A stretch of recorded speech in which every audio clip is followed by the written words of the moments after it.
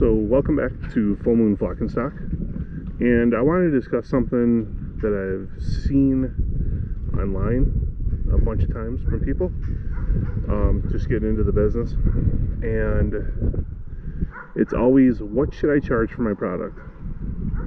So they're asking this to a group of people that normally are not in their region, and they're looking for ideas on what to do. And here's a little bit of a breakdown.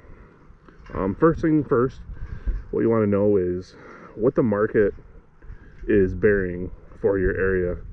And for today, we'll use finished feeder pigs, and we won't get into the butchering costs and all that. So what it is you want to look at, you want to know what the market's able to sell it for, what people are selling in your area. So you want to do some research. And that's a key thing, is research for your product and where you're living is very important.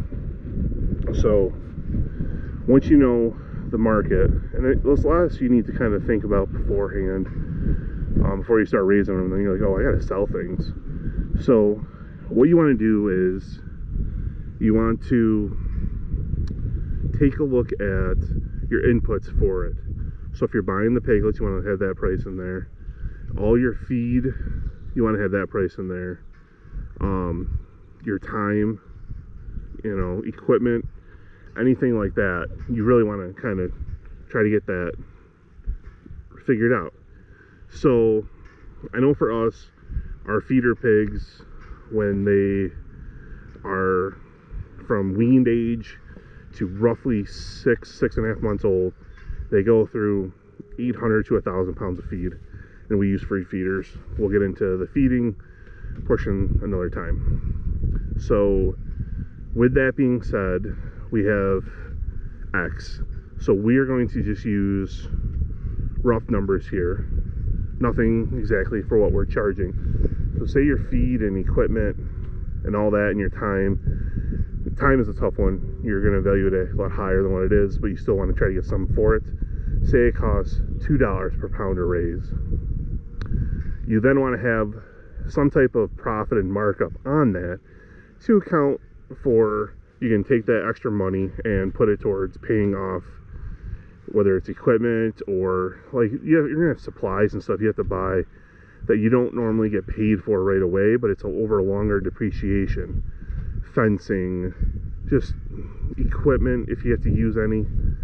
So say you want to use minimum probably 30%.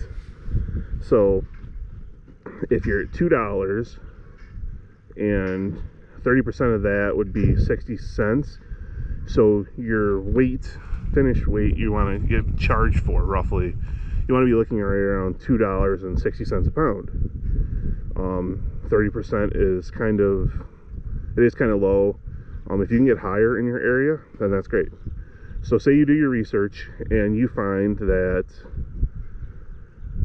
pork by the hanging weight is selling for, we'll say, $3 a pound. You know that you can make money at $2.60, so you can bump it up to account for more profit there, and it'd be great. Or you can sell it at your $2.60, you're going to make profit, you might have more customers for it, but you really want to try to have a deep understanding of what your true costs are, so that you can then have a better comprehension of what things are costing you and where you are in the market. There's some pigs, like we'll say guinea hogs, American guinea hogs, or the Mangalistas, that take a lot longer to finish. So if you decide you want to raise those, you have to look and see over that time period. You might have smaller inputs for feed, but you have way more labor, way more time and everything, way more work involved with them, because you want to make sure that it's viable for you to be able to sell it, your pork. And if you want those like lard pigs that some are custom and all that, if you have a market for some of them, do it if you have the market. But also know you might need to raise a faster growing pig for the people who aren't willing to pay that extra money. We were once told by somebody who wanted to buy bulk from us that he wanted us to sell pork to him finished hanging or finished live weight at $1 a pound, which we would never do. And I told him, you know, no, that's just, I told him what our prices were, and he's like, oh, you're way too high for the market. And I'm like, I go, from what I've seen, I'm not. He goes, oh, you need to really take, you know, better account for your market and your pricing and really keep track of it. And I kept track of it, and we're good where we're at. He has gone out of business partially because he was buying not the best. He was buying that cheaper stuff that just wasn't as quality as what we were raising. I think a lot of what he was buying was almost the tofu pork, as I call it, which was the pink or white pigs that don't really have the flavor, and you got to add a lot of flavor to get to them.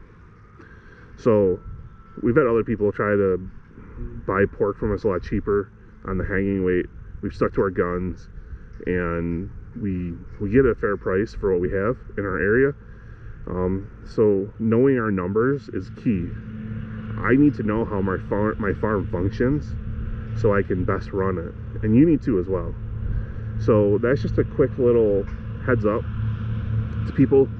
So you want to look at your inputs, get all that figured out, how long it would be to feed it and take care of it, and then put, you know, minimum 30% profit on there to really make it worthwhile.